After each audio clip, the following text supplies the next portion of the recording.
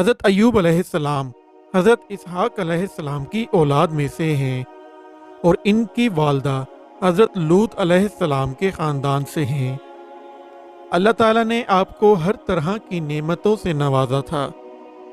حسن صورت بھی اور مال و اولاد کی کثرت بھی، بے شمار مویشی اور کھیت باغ وغیرہ کے آپ مالک تھے۔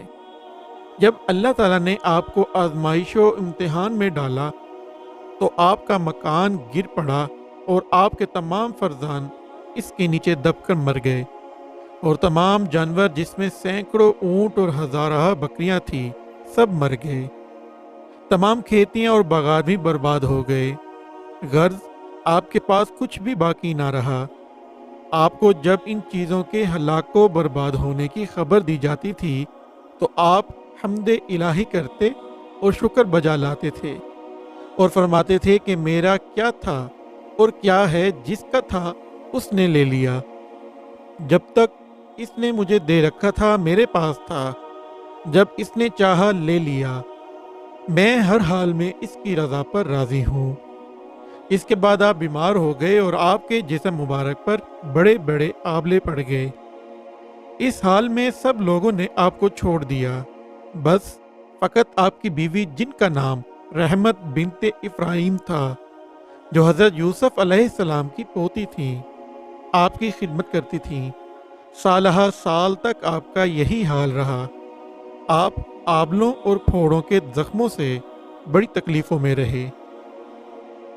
عام طور پر لوگوں میں مشہور ہے کہ معاذ اللہ آپ کو کوڑ کی بیماری ہو گئی تھی،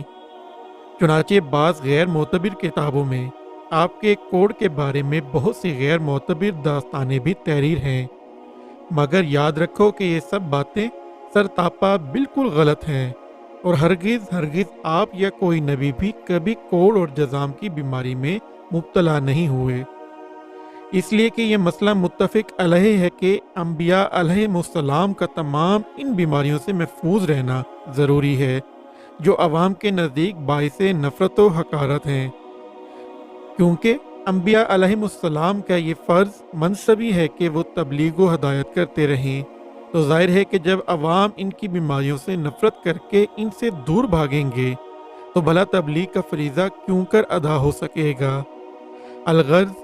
حضرت ایوب علیہ السلام ہرگز کبھی کوڑ اور جذام کی بیماری میں مبتلا نہیں ہوئے، بلکہ آپ کے بدن پر کچھ آبلے اور پھوڑے پھسیاں نکل آئی تھیں، جن سے آپ برسوں تکلیف اور مشقت جھیلتے رہے اور برابر صابر و شاکر رہے۔ پھر آپ نے بحکم الہی اپنے رب سے یوں دعا مانگی، مجھے تکلیف پہنچی اور تو سب مہر والوں سے بڑھ کر مہر والا ہے۔ جب آپ اللہ تعالیٰ کی آزمائش میں پورے اترے اور امتحان میں کامیاب ہو گئے تو آپ کی دعا مقبول ہوئی،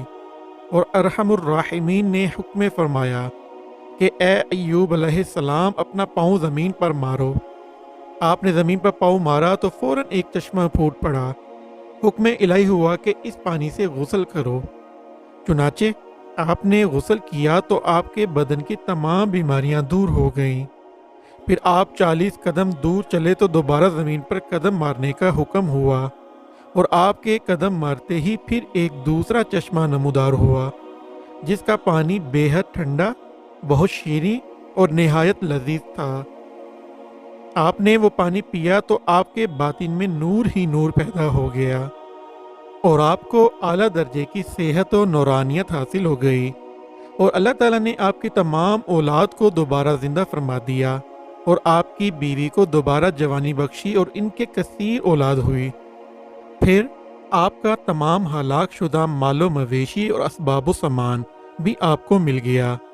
بلکہ پہلے جس قدر مال و دولت کا خزانہ تھا اس سے کہیں زیادہ مل گیا۔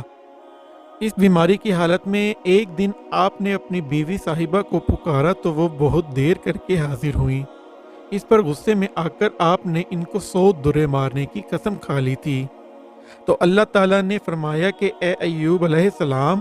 آپ ان شینکوں کی جھاڑوں سے ایک مرتبہ اپنی بیوی کو مار دیجئے، اس طرح آپ کی قسم پوری ہو جائے گی۔ چنانچہ اللہ تعالیٰ نے قرآن مجید میں اس واقعے کو اس طرح بیان فرمایا ہے کہ ہم نے فرمایا زمین پر اپنا پاؤں مار، یہ ہے ٹھنڈا چشمہ نہانے اور پینے کو، اور ہم نے اسے اس کے گھر والے اور ان کے برابر اور عطا فرما دیے اپنی رحمت کرنے اور عقل مندوں کی نصیحت کو، اور فرمایا کہ اپنے ہاتھ میں ایک جھاڑو لے کر اس سے مار دے اور قسم نہ توڑ، بے شک ہم نے اسے صابر پایا، کیا اچھا بندہ، بے شک وہ بہت رجوع لانے والا ہے۔ الغرض حضرت ایوب علیہ السلام اس امتحان میں پورے کامیاب ہو گئے، اور اللہ تعالیٰ نے ان کو اپنی نوازشوں اور عنایتوں سے ہر طرح سرفراز فرما دیا،